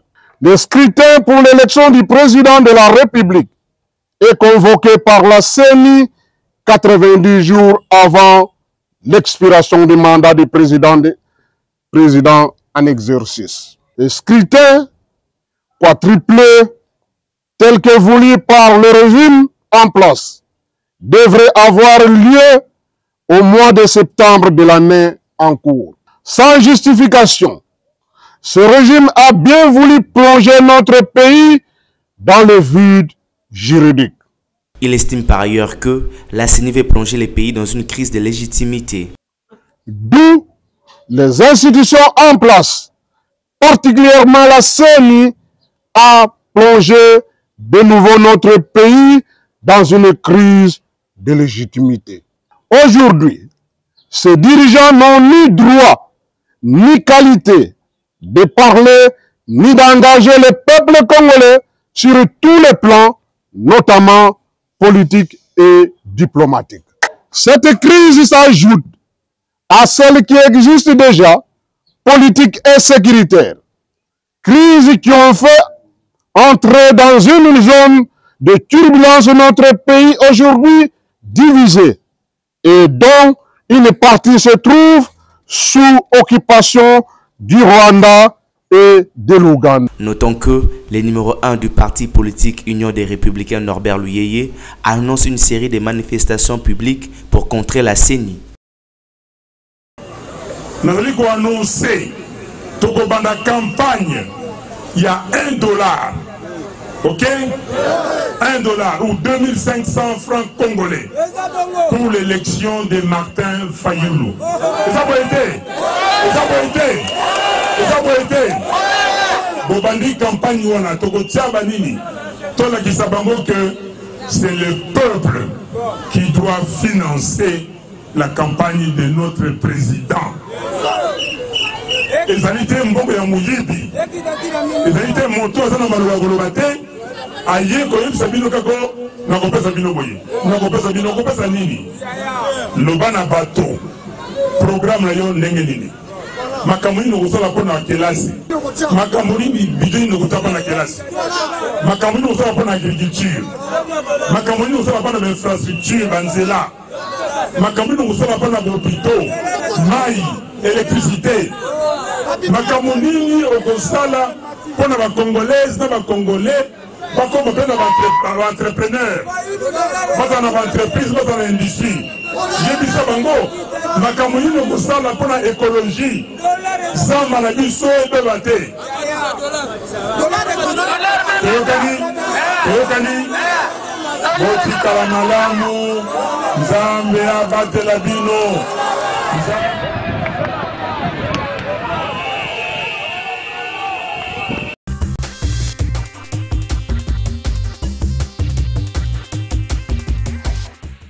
Norbert Yambamba, votre réaction à chaud face aux propos de Martin Fayoulou, vous l'aviez suivi, il était face à la population de Idjofa. Je voudrais saluer Martin là où il est. Courage de se déployer dans les provinces pour solliciter les suffrages. Toujours avec sa casquette, comme il a toujours réclamé, candidat et président élu. Non. Il faut laisser des amusettes. On est sur des choses sérieuses. Vous avez suivi, non? Donc, ça ne vient pas de moi. Vous avez suivi? Non, je voudrais simplement dire que c'est nécessaire d'être en face du peuple et lui dire, décliner son projet. Parce qu'il a réclamé un projet. J'ai entendu qu'il était en train de proposer des questions. Je n'ai pas entendu où il a présenté que, par exemple, sur le plan infrastructurel, voilà ce que moi j'entends faire. Sur le plan santé, voilà ce que j'attends. Est-ce qu'il le fera au moment opportun? Il le fera au moment opportun, il y a un mois. Il est en face de notre peuple, il va susciter l'espérance. Il voudrait qu'on le vote, lui. Il a posé la question. Vous allez voter qui? Il veut qu'on les choisisse sans qu'il dise ce qu'il doit faire pour notre peuple. Et c'est ça être correct, c'est ça être sérieux, c'est ça apporter l'innovation, c'est ça apporter quelque chose d'additionnel par rapport à ce qui existe. Est-ce que c'est un effort à faire, aller à l'université pour poser une telle question? Des infrastructures, de santé, des routes, etc. Non, il faudrait que les choses changent. C'est très important. Pourquoi vous insistez sur le changement? Qu'est-ce que vous voulez que ça... Parce qu'en réalité, lorsqu'on vous dit que je suis l'homme de prédilection pour être élu, moi je corresponds à ce que vous cherchez. Mais on vous cherche, oui, mais vous allez faire quoi? Où est-ce que vous aurez l'argent? Quand lorsqu'on dit non, mais vous souffrez, etc. Mais il faut dire, vous aurez l'argent où? Et après combien de temps? Comment les choses vont se décliner? Comment ça va se dérouler? Avec qui vous allez coopérer? Sur ça, on en a besoin. Mais il semble qu'il n'a pas dit. c'était fondamentalement un discours populiste. Et je peux bien le comprendre, parce qu'effectivement, notre peuple, peut-être dans la résignation, croit beaucoup de gens, dans la naïveté, croit beaucoup de gens, mais notre peuple est en train de grandir. Vous avez suivi, lorsqu'on pose même la question, ce n'est pas tout le monde qui répond pour donner véritablement ce qu'il cherche à être entendu. Non, la fois dernière, je crois avoir demandé à Martin, qui en réalité a beaucoup fait, et il a démontré qu'on peut avoir des choses sérieuses à présenter à notre peuple, de travailler davantage. Parce qu'en réalité, là, je n'ai pas senti le travail. Là, j'ai senti quelqu'un qui se trouve dans son terroir et qui voudrait qu'on le vote malgré lui. Mais peut-être qu'il attend le moment de la campagne électorale. Non, pour suivez son ami, l'homme de... C'est Sanga? Non. C'est parlé de Mouzito? Mouzito dit ce qu'il doit faire. Voilà. C'est faible, mais il dit ce qu'il doit faire. Mais là, vraiment, je n'ai pas entendu. Et ça commence à monter, à semer des doutes sur la personne. Parce que je pouvais bien me contenter en me disant, mais cette fois-ci, comme il est en face de la population, ce n'est plus le moment de dire j'ai été élu. Oui, même s'il a été élu. Donc ça, c'est déjà un discours passé, déjà dépassé. Démodé, essoufflé, dépassé. Et donc maintenant, on a besoin de lui, qu'il travaille. J'ai vu ces soldats à côté, etc. Mais écoutez, montrez effectivement que vous êtes soldat du peuple. Et être soldat du peuple, c'est avoir la capacité de proposer des pistes par rapport aux problèmes prioritaires de notre peuple. Ça, on en a besoin. Il me semble que là, il n'a pas raconté le sentiment. Norbert Louyeye, vous avez suivi, il est président de l'UR qui parle déjà d'un glissement. Ce sont des déclarations incantatoires. Ce qu'on appelle les véritables déclarations de caniveau. Il ne faut pas me poser ce genre de questions. Et il sait comment il le fait. Lui, il est qui? Il est candidat aussi? Mon ami, lui, c'est un politique. C'est un gars que je connais, c'est mon ami. On s'est battu avec lui pendant plusieurs années à l'IDPS. C'était parmi les hommes. Vous êtes resté dans la vision du silence. Lui, il a choisi une autre voie. Lui, il a choisi une autre voie, mais je n'ai pas encore si effectivement il y a une autre voie. Parce que j'ai pas, il reprend nos propres termes comme on a été, etc. Il faut qu'il innove, Norbert. Innover. Quand vous apportez quelque chose et vous avez refusé de monter sur une échelle, il faut choisir une nouvelle échelle. Mais cette échelle-là doit être novatrice. Il me semble qu'il n'y en a pas. On est dans la déclaration des liens communs, etc. Il faut que la classe politique puisse faire beaucoup d'efforts. On ne peut pas faire la politique, assumer la responsabilité de changer la vie de 110 millions de personnes par des déclarations incantatoires qui fonctionnent dans un système politique de pourriture intrinsèque, où tout le monde devait le chercher pour... Vous avez quand même suivi les dernières sorties médiatiques de Corneille Nangaa. De là où il se trouve, certaines personnes pensent que vous l'aviez exilé. Il est en exil. Et puis? Vous l'aviez quand même suivi, ces différentes sorties médiatiques sur des accords qui existeraient là. Corneille n'est pas sérieux. J'ai pitié de lui. C'est quand même l'ancien président de la centrale électorale. Arrêtez ces choses-là. On peut se faire nommer, se faire accepter, se faire adouber, se faire... Non, écoutez, je m'excuse beaucoup, je ne suis pas contre lui. À un moment donné, on nous a dit que c'était un spécialiste de questions électorales. Il est parti même au Togo, apporter son expérience, etc. Mais avec les résultats des élections togolaises, vous voyez, c'est que c'est la qualité de ces résultats-là. Vous voyez, et c'est ça, lui, son expertise. Mais c'est la personne qui avait rendu comme un public les résultats de 2018. Oui, mais c'est lui-même qui conteste ce qu'il avait rendu. Le grand problème, c'est cela, et c'est un danger public. Lui rend des résultats et il dit les résultats que j'ai rendus là, c'est pas vrai. Voilà l'homme, voilà le caractère d'un homme qui a voulu à un moment donné susciter l'espérance de notre peuple. On se serait trompé d'adresse. Comment quelqu'un, président, dans une institution indépendante, il dit non, ce que j'ai rendu comme déclaration, c'est faux. Il ne connaît pas la valeur de sa parole parce que c'est quand même sa parole. Voilà. Et j'ai pitié de lui. J'ai pitié de lui. Vraiment, j'ai pitié de lui. Il aurait pu faire le jeu, etc., pour que finalement, il se fasse élire. Est-ce que vous pensez qu'il est instrumentalisé comme certains observateurs l'affirment? Oui, bon, voilà. Donc, les gens sont souvent recrutés. Hein. Vous savez comment il est arrivé là? C'est qu'il a construit des amitiés. Eh bien, pour finalité, ça dit déstabiliser le gouvernement en place, parce que ce gouvernement affirme son leadership, affirme son indépendance. Donc, c'est ça la démarche de Corneille Nangaa? Non, mais il est dans une sorte de convergence d'intérêts avec d'autres forces. occultes que nous ne voyons pas. Et qui, par exemple? Eh bien, écoute, on est là, soit à l'interne. À l'interne, il y a des hommes et des femmes qui pensent autrement que nous et qui pensent qu'il faut prendre un raccordement frauduleux. Il y a des Congolais dans cette convergence d'intérêts. Et au niveau de la sous-région, il y a des vautours. Et il y a des multinationales également. Il faut déstabiliser un gouvernement qui a une résistance vis-à-vis de leurs demandes, vis-à-vis de leurs appétits moutons. Et Félix, aujourd'hui, se bat dans cette perspective d'une indépendance économique dans notre pays. Et il a toujours fait ces déclarations-là. Il ne s'est jamais caché. Mais pourquoi ces gens viendront de cette façon, alors qu'à un moment, Félix Tshisekedi a fait un appel à tout le monde pour dire « Venez entrer par la grande porte ». Eh bien, c'est ça. On n'a jamais accepté ça. On croit que nos richesses sont les richesses de puissance d'argent. Et que tous nos chefs d'État doivent être recrutés et recevoir des injonctions. Ne pas travailler pour leurs peuples respectifs. Il ne faut pas oser. Sinon, le mouvement ne serait pas tué. Sinon, 140 ne serait pas tué.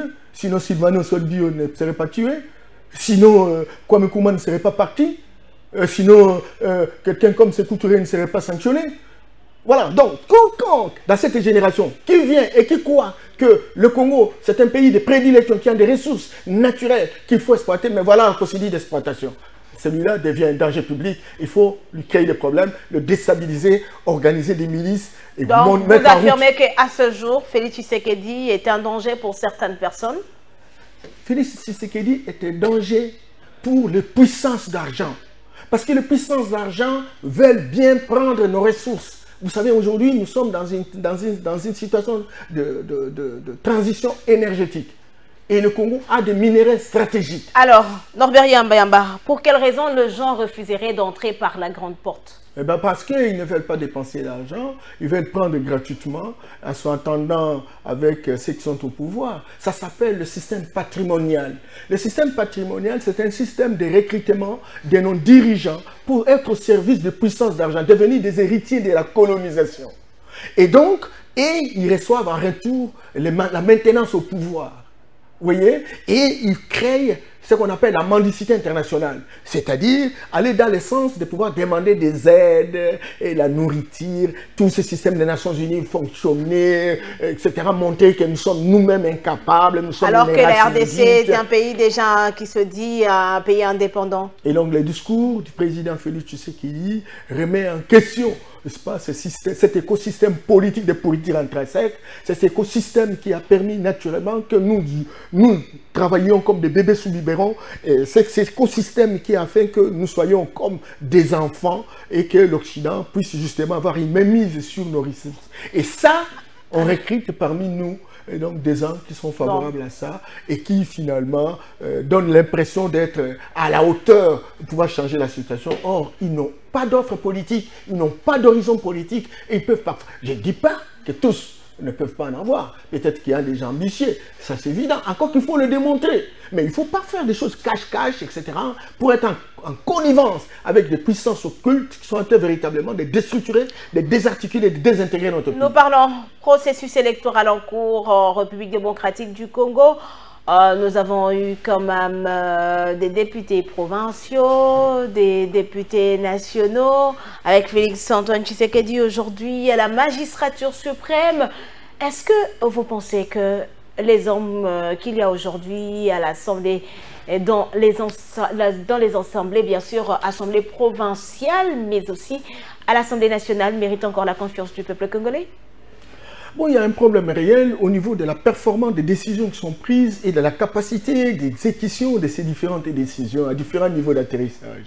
Ce sont des questions qui sont posées aujourd'hui, qui remettent en question toute l'ossature institutionnelle qui a été mise en place. Est-ce que c'est pour autant dire qu'à l'intérieur, il n'y a pas des hommes capables? Moi, je dis oui, il y en a. Il y en a. Mais est-ce que ces personnes ont su se démarquer? Difficile parce que quand vous y entrez dedans, vous allez voir que les gens sont à une recherche effrénée de l'argent. Il faut l'argent. Tout le monde devient mercantiliste. On s'en fout éperdument de la population. On veut avoir l'argent et à différents échelons administratifs. Et c'est gravissime, madame. Et donc, moi, je pense que les problèmes ne sont pas résolus. De la même manière qu'on trouve aujourd'hui tel problème, quand on vient même l'autre mandat, le problème va persister. Simplement parce qu'il n'y a pas eu des gens qui ont cherché véritablement des solutions. Alors maintenant, il faut que, maintenant plus que jamais, Parce qu'en force de laisser notre peuple dans une situation de désespérance, on aura une sorte de crise en incubation. Et lorsque la crise est en incubation, elle est capable de s'exploser. Et j'ai vu, où est-ce que j'ai vu là? Dans un territoire de l'Équateur. Qu'est-ce que vous avez vu? J'ai vu dans une province de l'Équateur, chef-lieu Mbandaka, dans un territoire qu'on appelle Ingende. Qu'est-ce que vous avez vu? J'ai vu quelqu'un qui a été élu député, mais qui n'a parlé même pas une fois pour son territoire, etc. Quand on l'a aperçu, il a failli mourir. Il fallait de bonnes volontés au niveau du village pour le protéger. Et je crois qu'il faut que cela fasse, donne des leçons aux gens. Parce que ceux qui pensent qu'en faisant la politique, ils vont s'enrichir. Ceux qui pensent que notre peuple est dans la résignation. Ceux qui pensent que notre peuple est dans la naïveté et que notre peuple est incapable. On va lui donner des tricots, on va lui donner des t-shirts, on va lui donner de l'argent. Vous qui pensez ainsi, au moins 2-3 fois, le peuple a acquis une certaine expérience. Une maturité d'ailleurs. Alors, on continue à oser comme ça.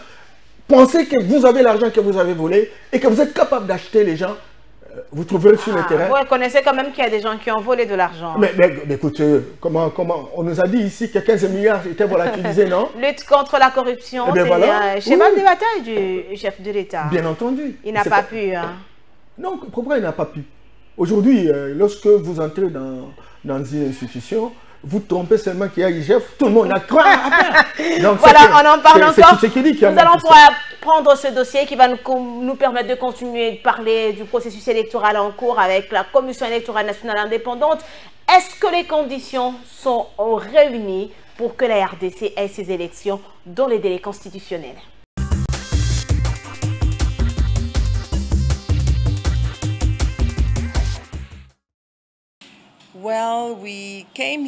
Nous sommes ici pour mener notre mission d'évaluation préélectorale pour s'enquérir de la situation. Nous sommes venus rencontrer le premier vice-président de la CENI afin d'évaluer l'état de préparation de la CENI pour les élections qui s'organisent. En tant que conseil consultatif électoral de la SADC, il est de coutume que nous puissions visiter les pays qui organisent des élections afin de nous enquérir de la situation. Cette évaluation est faite selon les principes de la SADC qui gouvernent la question des élections démocratiques. Et donc, concernant ces directives, nous considérons l'aspect sécuritaire et politique du pays afin d'évaluer si ces situations se prêtent à la tenue des élections crédibles.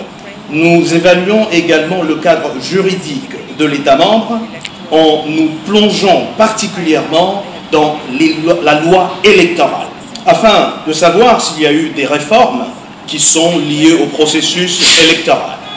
Et nous voulons également savoir s'il y a des réformes qui sont envisagées ou s'il y a des litiges qui sont en cours.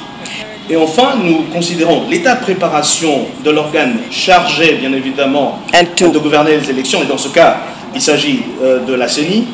Et nous voulons savoir à quelle enseigne est-ce qu'ils sont prêts pour organiser les élections. Pour cette réunion, nous étions particulièrement préoccupés sur l'état de préparation de la CENI. Le gouverneur de la ville de Kinshasa, Gentili Ngobila, était ce mercredi 11 octobre 2023 face aux députés provinciaux de Kinshasa pour répondre aux préoccupations des élus à la suite de la motion de défiance initiée contre lui.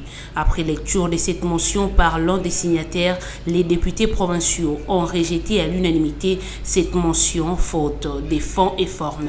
Sur les 5 signatures, 2 ont contesté leur signature. Ils ont dit n'avoir pas été associés à l'élaboration de cette motion, alors que le règlement intérieur de l'Assemblée provinciale de Kinshasa exige la totalité des 5 signatures pour une motion de défiance.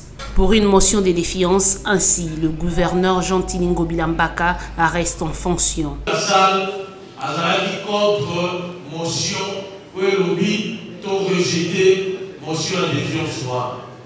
Mais après d'avoir règlement la mission c'est pas que to voter motion wana dès que on dit sur la carte de salle après vous soumettre à voix majorité sur la députée, c'est-à-dire à l'unanimité va voter pour la rejet de la motion. En conséquence, M. Mbaka Gentili Ngobila reste maintenu dans ses fonctions de gouverneur de la ville. La motion de défense contre M. le gouverneur est restée.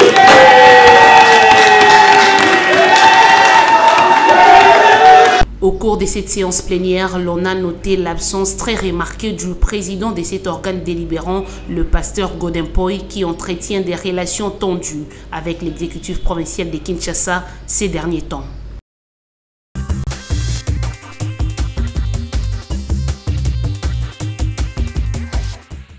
Norbert Yamba, le président de la République, Félix Tshisekedi, lorsqu'il a déposé sa candidature au siège de la centrale électorale, au sortir, il a attiré l'attention du peuple congolais sur les candidats de l'étranger. Est-ce que c'était vraiment important pour lui de faire cette déclaration? Non, il peut faire il peut donner l'alerte, parce que c'est lui le garant. Il a consacré sa vie pour qu'effectivement il puisse voir le Congo fonctionner autrement. Mais dans un contexte où il y a des civilisations qui sont en train de chuter, il y a des relents, ce qu'on appelle de résurgence, n'est-ce pas, des appétits gloutons parce qu'on veut lâcher prise. Et là, on procède à des recrutements dans des pays de prédilection. Et là, Tshisekedi n'avait pas cité les noms de quelqu'un, mais il y a eu quand même des réactions par-ci par-là. Bien entendu, qui se sent mauvais se mouche. Donc, le président Tshisekedi, c'est la personne la mieux informée du Congo. Et donc, lorsqu'il voit quelque chose, il dit, mon peuple, attention, voilà ce qui s'aboutit à l'échelle internationale. C'est une alerte, certes précoce, ça c'est évident, mais quand même, ça permet à notre peuple de réfléchir pour ne pas donner le pays à quiconque qui sera robotisé. Qui mérite cette fois-ci d'avoir la confiance du peuple congolais à tous les niveaux, bien que au niveau provincial, national et à la magistrature suprême? Quel est le profil de la personne qu'il faut? Des personnes ou de la personne? Il ne faut pas faire confiance aux gens qui prennent les trains en cours de route. C'est-à-dire quoi? Mais les gens qui n'ont pas construit un état d'esprit, les gens qui n'ont pas de conviction, les gens qui n'ont pas démontré de quoi ils sont capables pendant un certain temps, les gens qui n'ont pas un état d'esprit qui permettent la réhabilitation, la restauration de notre génie. Les gens qui, comme un heureux hasard, se trouvent en situation où Mokelengi, je vais m'engager, mais il n'a rien à proposer de neuf. C'est très important pour moi. C'est très important. Beaucoup de gens sont dans ce combat à partir de la démocratisation, mais or, créer la démocratie dans ce pays, c'était difficile. Même si je n'ai jamais été d'accord avec la démocratie. C'est une démocratie occidentale où on organise les élections avec des incompréhensions récurrentes, etc. Et qu'est-ce que vous voulez à la place de cette démocratie? Bon, parce que nous l'avons constitutionnalisée, parce que nous l'avons acceptée, nous la faisons, mais réfléchissons pour avoir une autre alternative. Une alternative qui doit se ressourcer au niveau des héritages traditionnels. On doit se poser des questions. Comment nos ancêtres ont vécu? Parce qu'en réalité, ce que nous avons pris de l'Occident, cette importation ne nous a pas fait avancer. En 1960, nous avions une situation. Lorsqu'on a fait une étude de PNUD en 2000, on a constaté que pour revenir à la situation de 1960, où nous avions 368 $ par habitant par an, où nous étions parmi les pays intermédiaires, au même titre que le Canada, la Corée du Sud, l'Afrique du Sud, il faut faire 75 ans. Or, à 2000, la situation s'est désagrégée. C'est que nous, pour revenir à la situation de 60, nous devons faire plus d'efforts, sinon on risque d'aller même dans 3-4 siècles ou un millénaire. Vous voyez? Et donc, et là, il faut des questions questionnantes, il faut des questions qui appellent d'autres questions au niveau des structures stratégiques de notre pays. Parce que nous avons importé. Mais ce que nous avons, certes, même pas importé, mais endogénisé. Quelle est votre lecture de la situation qui se passe depuis entre l'Assemblée provinciale de Kinshasa et le gouverneur de la ville? Votre lecture? J'ai horreur. J'ai horreur. Franchement, ce qui est bon boy. Vous voyez le spectacle. Vous voyez le spectacle. Dans une société où le ridicule ne tue pas. Vous voyez le ridicule. Les gens qui croient essentiellement à l'argent. L'honneur, la dignité ne représentent rien. Vous voyez le spectacle? Tel fait partir tel, ça, les autres s'attendent pour faire ceci, etc. Ce n'est pas votre pays, messieurs. C'est un pays qui appartient aux hommes et aux femmes qui sont congolais. Vous avez eu la chance. Peut-être que vous avez corrompu pour être là où vous êtes. Vous n'êtes pas plus intelligent que tout le monde. Vous n'êtes pas mieux placé pour pouvoir changer cette province. Moutandisme, même pour d'autres provinces, parce qu'effectivement, le mercantilisme. Oui, mais on a vécu ça dans plusieurs provinces. C'est pas possible. De la RDC. C'est pas possible. Et aujourd'hui, êtes-vous d'accord avec ceux qui estiment qu'il faudra supprimer les assemblées provinciales? Oui, c'est une bourgeoisie politique qui a construit un état d'esprit qui remet en question tous les lois que nous pouvons véritablement faire partie. Mais encore que bon, qui est gouverneur? Qui on a élu gouverneur? Est-ce que celui qui a été élu gouverneur, est-ce qu'il a le mérite de transformer la province, la société qu'on lui a donnée? Ça aussi, c'est un problème. Donc, c'est une remise en question de toutes les élites. L'élite a trahi. L'élite a trahi. L'élite veut l'argent, il veut l'argent à tout prix. Et donc, il faut maintenant que tous ces chercheurs qui sont dans des universités, etc., qui n'ont fait que des répétitions, des récitations inutiles, etc., nous aident à avoir d'autres moutures institutionnelles pour permettre à trouver solution devant des situations comme ça. Les gens ne s'enseignent même pas. En des mois des élections comme ça, là, vous avez des gens... Et la population se pose un peu tant de questions sur la situation dans la ville-province de Kinshasa. Non, mais c'est désespérant. Vous savez la ville de Kinshasa doit avoir des hommes et des femmes qui correspondent à son profil. C'est une ville, c'est une capitale, non? C'est la ville qui, j'allais dire, la deuxième ville la plus peuplée d'Afrique. Si je m'abuse, je ne suis pas la troisième. Norbert Yamba, dites-nous, vous êtes aujourd'hui directeur de cabinet du ministre de l'Intérieur. Nous avons quand même vu que ce ministère a été occupé par deux membres. Avant Peter Kazadi, il y avait deux membres de votre famille politique, l'Union pour la démocratie et le progrès social, qui ont occupé ce poste et qui étaient sévèrement critiqués. Est-ce qu'en nommant Peter Kazadi à ces postes, Félix-Antoine Tshisekedi a voulu corriger c'est qu'une certaine opinion était en train de décrire? Non, madame. Non. Moi, je suis spécialiste des résolutions pacifiques des conflits. Satan Nyaman, qui est un écrivain tanzanien, disait « Nous devons accueillir le monde d'aujourd'hui, sans oublier qu'il sera bientôt le monde d'hier. Et respecter le monde d'hier parce qu'il a représenté à son temps toutes les possibilités humaines. » Je reprends. Nous devons accueillir aujourd'hui, nous devons accueillir le monde d'aujourd'hui. Sans oublier que le monde d'aujourd'hui sera bientôt le monde d'hier. Yeah. Et respecter le monde d'hier parce qu'il a représenté à son temps toutes les possibilités humaines. Je connais Gilbert Kakondé, je connais Maître Asselo, ouais. Et je suis avec Peter Kazadi. Je ne vois pas que les décisions qui ont été prises dans le sens de remplacement soient une décision de désapprobation de ceux qui ont exercé ces responsabilités. Mais je sais, excusez. Oui, le président de la République en tant que pilote, il a une famille, et c'est l'IDPS. Il est plus dur à nous, IDPS, parce que qui châtie bien, qui aime bien, châtie bien.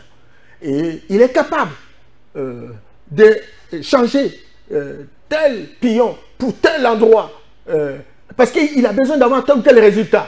Est-ce que c'est pour autant dire qu'il désapprouve les autres? Moi, je dis non. C'est ça un entraîneur. Il faut savoir tester tout le monde. Le moment viendra. Quand on lui donnera le pouvoir, excusez madame, quand on lui donnera le pouvoir, après 2023, il saura qui est gardien, qui est numéro 11, qui est numéro 8, en un mot, dites-nous que devons-nous retenir donc en termes de réalisation de l'exercice du VPM Peter Kazadi face aux défis, notamment en ce qui concerne l'insécurité.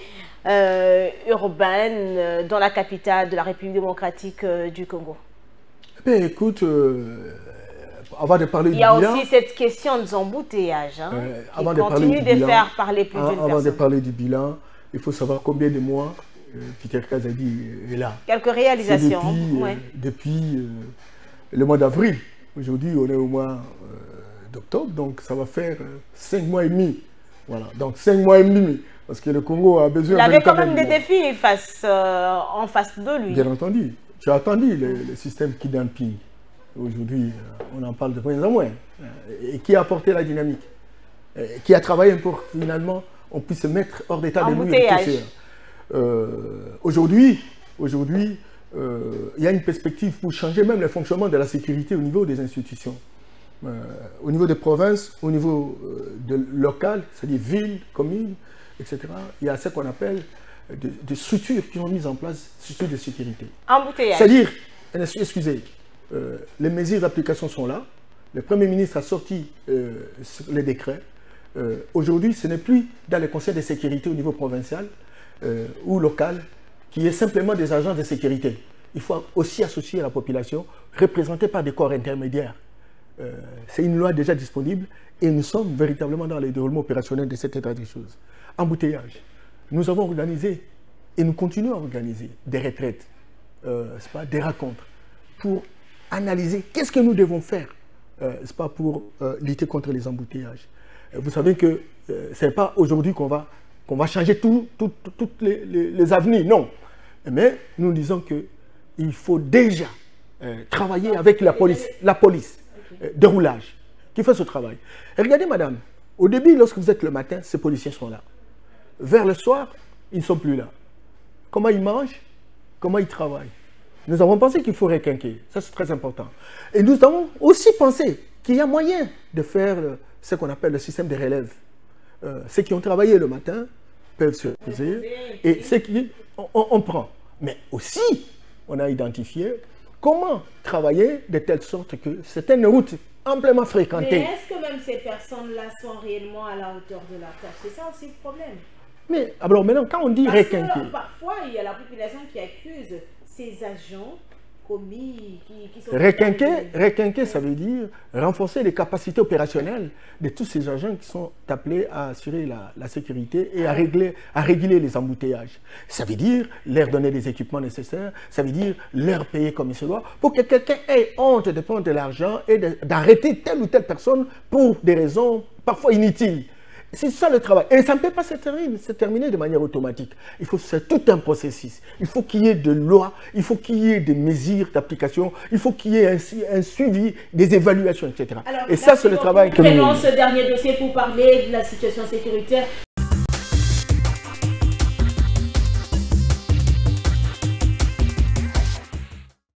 Voici le résultat du vote. Sur 374 honorables députés qui ont pris part au vote, 373 ont voté oui. Un seul honorable député a voté non. Aucun n'a voté abstention. En conséquence, l'Assemblée nationale adopte le projet de loi portant reddition des comptes de la loi de finances du pouvoir central numéro 21 par 029 du 31 décembre 2021 pour l'exercice 2022. Il sera transmis au Sénat pour examen en seconde lecture. Congolaises et Congolais, mes très chers compatriotes, le 3 mai 2021, face aux menaces graves pesant sur l'intégrité de notre territoire et à l'insécurité récurrente vécue par nos populations de l'Est du pays depuis 3 décennies, je proclamais l'état de siège dans les provinces de l'Ituri et du Nord Kivu. En effet, conformément à mes prérogatives consacrées par les articles 69, 85, 144 et 145 de la Constitution, je recourais à ce dispositif exceptionnel de gouvernance afin de répondre de la manière la plus appropriée et la plus adaptée à cette situation, en ce particulièrement dans la nature des actions à entreprendre dans ces zones opérationnelles où les ennemis de la paix devaient de toute urgence être affrontés et l'autorité de l'État restaurée. À situation exceptionnelle, mesure exceptionnelle.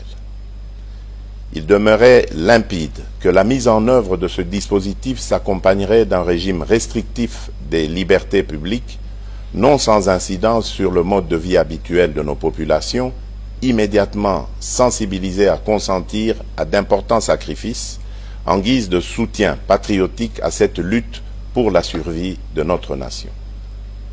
C'est pourquoi, 2 années et 4 mois après l'entrée en vigueur de ce régime d'exception, aux conséquences tout aussi exceptionnelles sur le quotidien des populations sur terrain, et à la suite de plusieurs rencontres avec des sénateurs, les députés nationaux et les députés issus des 2 provinces, ainsi que des rapports de mission d'évaluation effectués par le Premier ministre, j'apercevais clairement le besoin d'une réflexion approfondie impliquant tous les acteurs concernés sur la question en vue d'obtenir les recommandations les mieux indiquées au sujet de la situation juridico-politique rencontrée dans ces 2 provinces.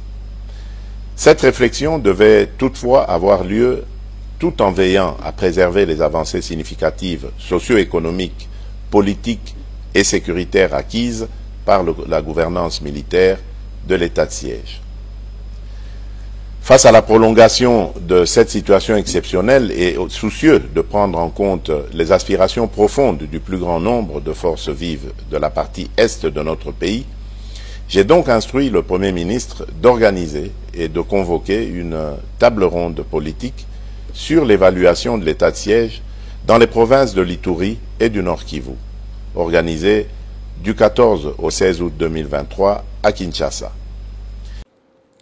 La voix des sans-voix pour les droits de l'homme a suivi avec étonnement les déclarations tendancieuses et les menaces du général fugitif John Numbi Banza Tambo, ancien inspecteur général de la police nationale congolaise et de FARDC, contre les institutions légalement établies à quelques semaines de la tenue des élections présidentielles, législatives, nationales et provinciales, y compris municipales en République démocratique du Congo, alors qu'il est recherché par la justice militaire RD congolaise pour qu'il réponde de son implication dans l'assassinat des défenseurs des droits humains, membres de la Voix des sans-voix pour les droits de l'homme, en l'occurrence Floribert Chebeya Baizire et Fidel Bazana Edadi, en juin 2010.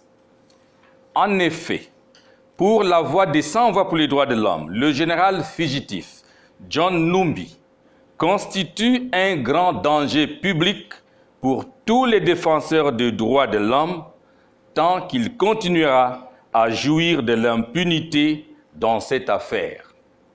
Aussi, la Voix des sans-voix pour les droits de l'homme dénonce avec fermeté les déclarations de ce général 4 étoiles contre l'institution président de la République. La VSV exprime sa gratitude à toutes les autorités congolaises en général et au président de la République en particulier. La VSV s'oppose et s'opposera à toute prise de pouvoir par la force et demande au gouvernement congolais de mettre tout en œuvre pour barrer la route aux velléités de renversement des institutions légalement établies, obtenir l'extradition du général fugitif John Numbi Banza Tambo en République démocratique du Congo afin qu'il réponde de ses actes criminels devant la justice militaire, de chercher et de renforcer la collaboration avec les États épris du respect des droits humains et de la justice en vue de faire pression sur le Zimbabwe ou tout autre État pouvant accueillir le général fugitif John Numbi pour son arrestation immédiate et sans condition, suivie de son extradition en République démocratique du Congo.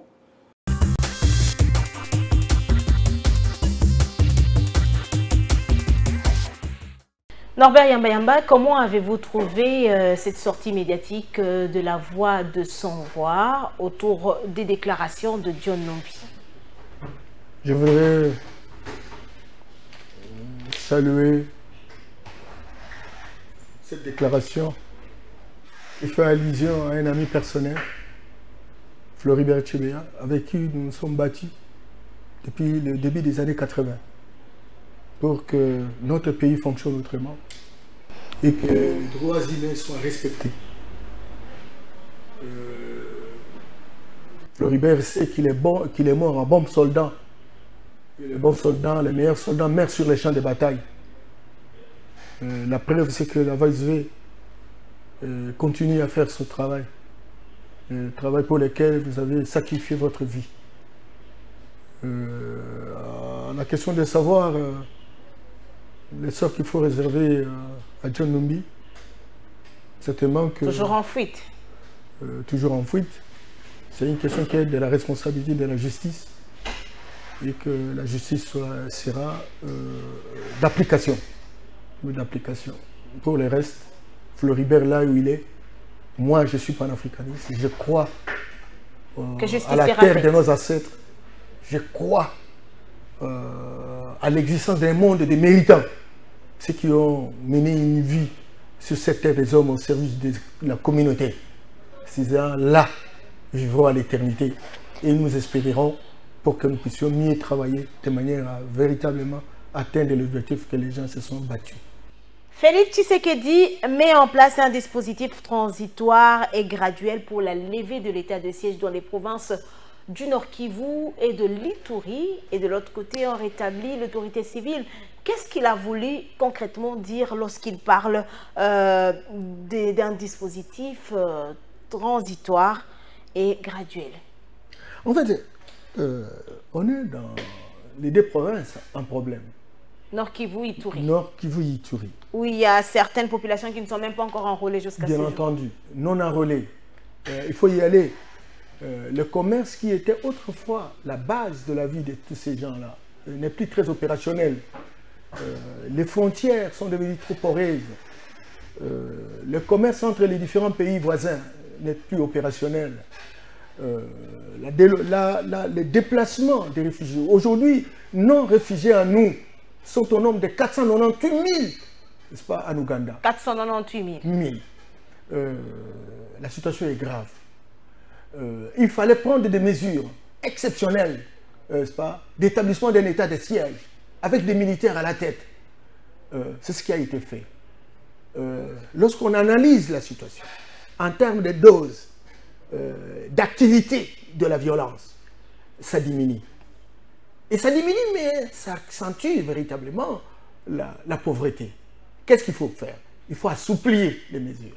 On sait qu'on a besoin des militaires pour réagir à des situations. Cette proactivité, elle est nécessaire. Mais il faut aussi penser à la population. Pour que cette population qui est vouée à des restrictions puisse véritablement assouplir, avoir la marge de manœuvre pour répondre à ces préoccupations. Raison pour laquelle des dispositions transitoires ont été prises. La finalité de FINADE, c'est aller vers l'éradication d'un état de siège. Pour que finalement la situation revienne à la normale. Et que toutes ces provinces puissent véritablement fonctionner avec les civils. Voilà un peu. Alors, vous êtes de l'intérieur, dites-nous, on parle de plus en plus de Wazalendo dans la partie est de la République démocratique du Congo. Qu'est-ce qui se passe? Je ne suis pas censé véritablement... l'intérieur est mieux informé. Hein, et moi, je ne suis pas porte-parole de l'intérieur, malheureusement. Wazalendo, ce sont des gens qui sont des nationalistes, qui pensent que, en dehors des structures de services de sécurité, et aussi parce qu'ils sont à la fois bénéficiaires et acteurs, ils doivent aussi assurer la sécurité. comme un complément par rapport à Il y a l'action certaines de personnes l'État. qui estiment que ce sont des FRDC déguisés. C'est Non, vrai ça? Non, à la Zalendo, ce sont des gens du Nord Kivu, ce qu'on a appelé autrefois Maïbaï, etc., mais qui ont compris que s'ils ne s'investissaient pas, donc il n'y aura pas de solution par rapport à la situation, parce que les frontières sont poreuses, et puis il y a beaucoup d'acteurs avec des intérêts divergents, mais il y a encore une convergence au niveau de l'exploitation du Alors, terrain. qu'est-ce qui n'est pas encore fait, qui doit être fait à ce jour pour que la paix soit restaurée dans cette partie de la République démocratique du Congo? Non, le processus doit continuer. La multiplication des activités diplomatiques et les contacts que les chefs ont au niveau de la sous-région, au niveau de la région, au niveau de l'Union africaine, etc. Il faut que ça continue. On n'arrête pas, n'est-ce pas, de pouvoir échanger. Mais il y a les dispositifs militaires. Vous savez, à un moment donné, on a voulu que les forces n'est-ce pas, de la région interviennent, mais on doit réinquinquer nos forces armées. Alors la RDC aujourd'hui s'apprête pour le retrait de la MONUSCO dans cette partie de la République démocratique du Congo. Il y a 2 voix qui s'élèvent aujourd'hui pour dire non et demandent que la MONUSCO puisse rester jusqu'en 2024. Votre Nous réaction? saluons les efforts de la MONUSCO, d'abord de la MONUC et puis finalement la MONUSCO pour nous avoir soutenus dans des moments difficiles. Encore qu'aujourd'hui, il y a une opinion qui visiblement pense qu'on dirait une complicité à l'international, etc. Et je crois qu'aujourd'hui, si on va toujours se réveiller comme des bébés sous biberon, on ne va vraiment pas prendre nos responsabilités. Nous allons voir. Donc vous êtes pour le départ? Nous voulons vraiment voir comment nos forces armées sont capables de pouvoir maintenir l'ordre et la sécurité dans notre pays. On est resté avec la MONUSCO, aujourd'hui plus de 20 ans.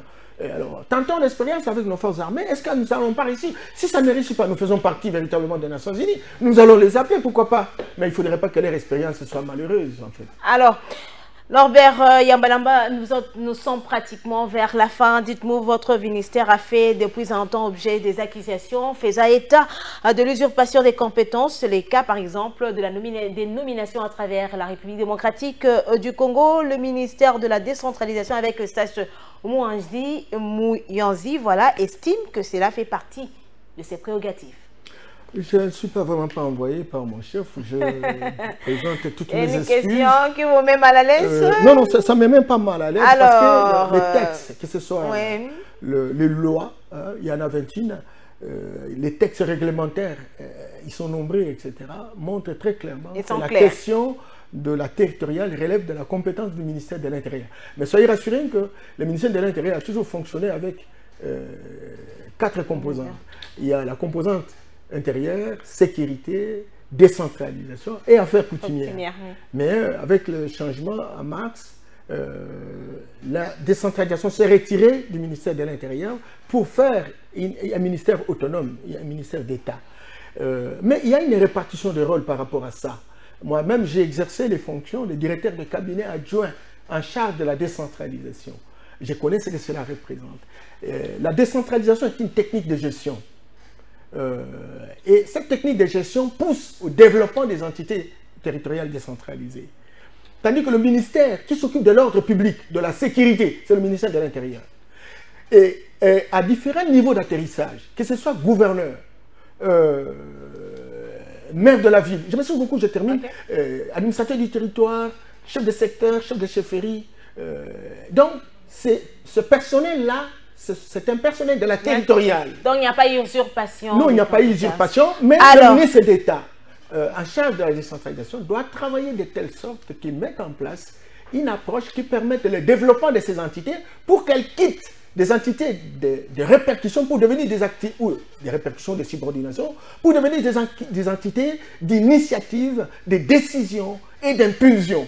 Et à ce moment-là, on va dissocier le développement et la gestion de la territoriale. La question des nominations des hommes et des femmes par rapport à cela relèverait du ministère de l'Intérieur, mais la question du développement relèverait de la décentralisation. Mais il faut qu'il y ait un contact, il faut qu'il y ait des interactions entre les deux ministères. Parce qu'on est censé faire véritablement le même travail. Alors, cette question, comment répondez-vous à ceux qui estiment que le cabinet du VPM de l'Intérieur aujourd'hui est trop familial? Il y a par exemple son fils qui est Durkaba. Est-ce que réellement le choix du personnel ou des personnes qui sont au sein de ces cabinets a été donc motivé par la méritocratie? Je ne connais pas, sincèrement et du fond de mon cœur, je suis directeur de cabinet, mais je ne connais pas les différentes relations familiales entre le personnel qui est là, et surtout que moi, je suis d'une province donnée, hein, Tétéla, mais grandi à l'Équateur. Donc, je ne connais pas ces choses-là. Excusez, je ne connais pas ces choses de famille. Je ne connais pas qu'il y a telle ou telle relation de famille. Mais néanmoins, on peut avoir son fils qui a une compétence, on peut pouvoir le responsabiliser. Ce n'est pas la première fois. Merci bien. Dans la vie politique. Norbert Yamba, vous êtes aussi candidat? Je suis candidat, député national. Dans votre province, le Sokoko? Toujours là où vous m'avez appelé candidat. Mais cette fois-ci, c'est dans le territoire de Lomela, qui a la même dimension que la République du Rwanda. Alors, donc je suis l'homme de prédilection. C'est complètement fini, mais dites-nous quand même, parmi, nous avons autant de ministres, nous avons autant de députés au niveau provincial, au niveau national, lesquels vous ont quand même marqué pour cette législature? Pour tous les pays. Oui, une personne au niveau provincial, une au niveau national, et les ministres, les différents ministres. Je n'ai pas fait attention à cet exercice. Peut-être prochainement, je pourrai vous donner les éléments. Mais en tout cas, moi, je suis très rigoriste. Je ne peux pas m'hasarder de pouvoir dire ceci ou cela sans avoir des éléments de soubassement. Toutes mes excuses. Peut-être prochainement, on peut en discuter. Merci beaucoup, Norbert Yamba. Vous avez quelques minutes pour vous adresser à cette population qui a eu le plaisir de vous entendre encore aujourd'hui, après autant de jours. Merci notre peuple. On a été très jeunes lorsqu'on a constaté que notre pays n'a pas été bien géré. Raison pour laquelle nous avons pris notre engagement, notre détermination à adhérer à l'IDPS, qui était l'un des premiers mouvements à l'interne pour remettre en question la dictature qui devenait véritablement une denrée alimentaire dans notre pays. On est resté sur cette lancée depuis début des années 80 et jusqu'à aujourd'hui, nous avons toujours pensé que notre pays pouvait fonctionner autrement. Chère population congolaise, on a tenté l'expérience de 32 ans d'une dictature perfectionnée. On a tenté une expérience de 22 ans, effectivement, par des révolutionnaires, mais qui se sont transformés autrement. Les seules personnes, les seuls partis politiques, les seuls mouvements qui devaient donner son expérience et qui est resté en dehors des institutions de la République, c'est l'IDPS et son président actuel. C'est tellement que 5 ans ne représentent rien au regard de l'ampleur des problèmes que nous avons dans notre pays. Beaucoup diront, écoutez, il n'a rien fait, Non, il a fait beaucoup de choses. Peut-être qu'on ne communique pas assez. Et ça nous donne un défi, une responsabilité de mieux communiquer. Mais pour l'instant, moi je pense qu'il y a moyen de lui faire confiance. Pour qu'il ait non seulement des hommes aguerris, mais des hommes qui pensent comme lui. Des hommes qui peuvent l'accompagner. Pour que finalement, on puisse effondrer la pauvreté dans notre pays. Et cela est possible si on se fait confiance mutuellement. Merci. Mais ne tardons pas, n'est-ce pas, notre regard, notre réflexion dans un écosystème politique où tout est pourri, où chacun vient dire des déclarations globales, globalisantes, holistiques, mais sans apporter véritablement des preuves de ce que lui peut faire pour changer ce pays qui est dans une situation difficile. Alors, merci bien, Norbert Yamba, directeur de cabinet du vice-premier ministre de l'Intérieur, Peter Kazadi. Merci d'avoir répondu à toutes nos questions. Merci en tout cas pour l'invitation. Alors, mesdames, messieurs, vous le savez très bien, Info 7, une émission de Congo Web Télévision. Info 7, votre émission. Info 7, notre émission. Merci de nous avoir suivis et continuez toujours à nous faire parvenir vos préoccupations, vos questions. La porte d'Info 7 reste toujours ouverte à tout le monde. Occasion pour moi de souhaiter joyeux anniversaire à mon père, l'apôtre Léopold Mutombo. Que Dieu vous bénisse et longue vie à vous et surtout... Joyeux anniversaire, apôtre. Il est de mon âge. Il est de mon âge. Ah ok, merci. Et surtout aussi, bon rétablissement au président de Congo Web Télévision qui a échappé à un attentat. Oh. Oui, là, notre intelligence artificielle, je vous salue. Gabi Chabani, alors de cœur avec vous. Merci à toute l'équipe technique et rédactionnelle de Congo Web Télévision. Madame, messieurs, on se retrouve prochainement pour un nouveau numéro de Info 7. Ah bon, c'est l'heure. Au revoir.